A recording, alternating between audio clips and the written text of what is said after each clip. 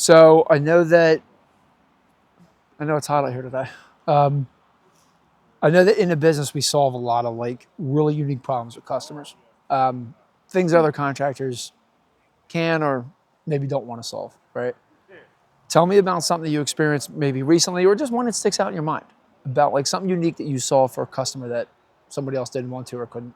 Yeah, I was worried for a second you were going to ask me a hard question. But I love coming up with creative solutions for people's problems. Not that they're even like a problem, but maybe they have an idea and they don't know all the way how they're going to bring that vision to life. And that's a lot of times what I get into conversations with people about. They'll give me little pieces of information or little photos from Pinterest or something like that, and then they want me to create a vision So for you're kind them. of like digging for the truth. Yeah, trying to like, because people say things, like I had somebody the other day say about a shrub, but they actually meant their English ivy.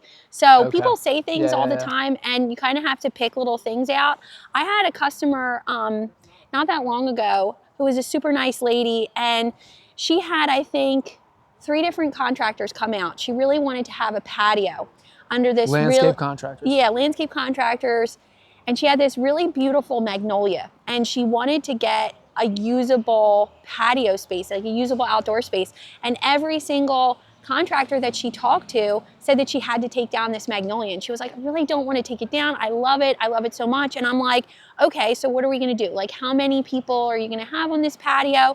Okay, let's look at the surrounding areas. It was kind of wooded, but it was like tucked in. So what's appropriate for that space? And so what I ended up deciding on with her is we ended up doing an irregular flagstone patio, which was such a cool idea. What's a regular flag? So a regular flag, so you like natural flagstone, and it's got variegated portions to the top of it, and it's kind of like misshaped almost. It's not your square cut flagstone that you typically see.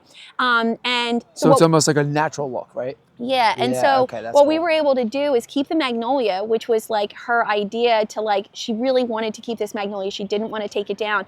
And what we did was we took the irregular flagstone and we just laid it on top of the bare earth. Now, like we put a little sand here and there to kind of help a little bit with the fact that it would be a little it would like move a little bit.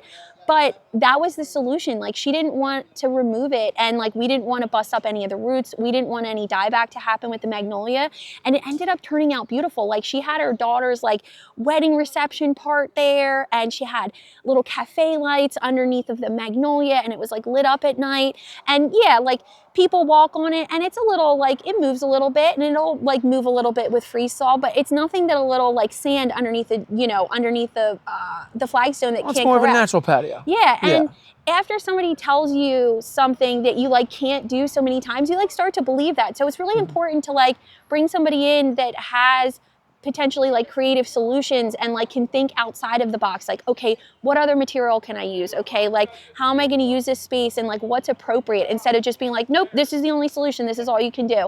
So that was one of my favorites. Yeah, no, the big hard set patio is the only thing you can do. You got to dig everything up. Yeah, right? And it's just not fair. Because everybody's goals are different. Right, everybody's goals are different. Like, now, do you ever run into a situation where you have a creative solution for a customer that maybe they didn't think about? Or do you ever talk to, a board of an HOA that maybe they told you these lists of things that were happening that were maybe like pain points for them, but then through talking to them a little bit more, you discovered like it was other things? Does that happen to you a lot? Oh my gosh, all the time. Yeah. I have one. Yeah, you have one? Okay. I had one happen to me recently. I had a board, have a board, still talking to them. This conversation's still ongoing. Great. They're great people, by the way.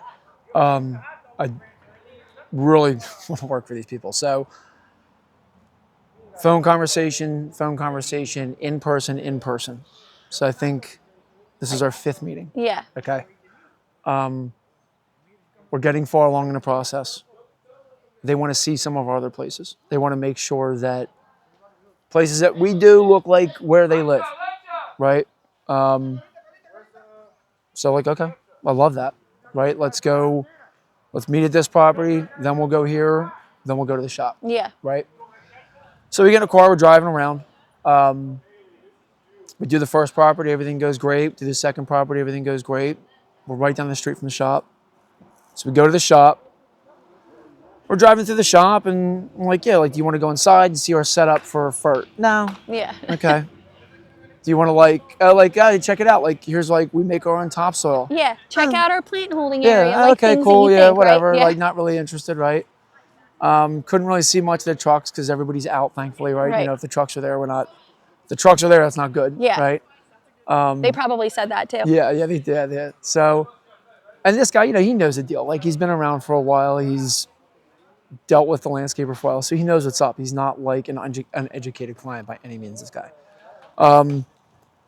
So we're getting ready to leave, and he's like, oh, are those yours? I'm like, so he's pointing to our like long line of skid steers that we have at the shop that we only use for the winter. Right. I'm like, well, yeah, they're ours. Why do you ask? He's like, oh, well, one of the main things I wanted to accomplish is I wanted to make sure that you own your own equipment. Oh. Like, what do you mean? Yeah. Like, that's not even something we've talked about at all. Right. So here it ends up that he's had a problem with the previous contractor where either they couldn't get equipment or they didn't have the equipment, and they either couldn't rent or were blaming the rental company for the fact that they didn't have the equipment to service the property. Right. Which I had no clue that was even a thing. And how else this would is you know 5 that? meetings in. Yeah. And I'd probably had asked them 100 questions at that point. That is so funny. So I love that. You know, quick little like lesson I learned from that client that is definitely going to stick with me for a while. For sure. So